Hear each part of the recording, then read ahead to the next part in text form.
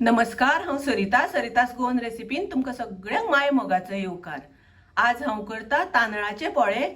पोळे करपाक हांवें एक पेलो मोठे तांदूळ घेतल्या। हे तांदूळ हांवें राती उदकान भिजत घालून दवरलेले। आता आमकां हे वाटून घेवपाक जाय। वाटच्या पयलीं 2-3 वेळा हांवें उदकान धुवन घेतल्या आनी आता हांव ते मिक्सरान घालून घेता। तांदूळ वाटता आसतना 1 वळ्याची सोय घालता हांव। हे पोळे उडदाची दाळ घालिनासतना ताका लागून हांवें 1 वळ्याची सोय घातल्या। तातून थोडे उदक घालता आनी एकदम बारीक वाटून घेता। पळयात, अशें करून आमकां बारीक वाटून घेवपाक जाय। आता हे पीठ हांव दुसऱ्या आयदनान काडून घेता। तातून थोडे उदक घालता। उदक घातल्यानंतर मिक्स करून घेवया। पीठ अशें जावपाक जाय, खूब दाट दवरपाक जायना आनी चड पातळ जावपाक जायना।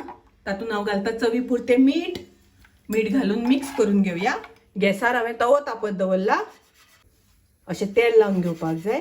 आता ताजेर पोळो घालता हांव। अशें पातळ पोळे घालून घेवपाक जाय। ताजेर हांव झाकण घालता। आता आमी पळोवया पोळो जाला जाल्यार। हे पोळे परतुपाचे ना, अशेंच काडून घेवपाचे।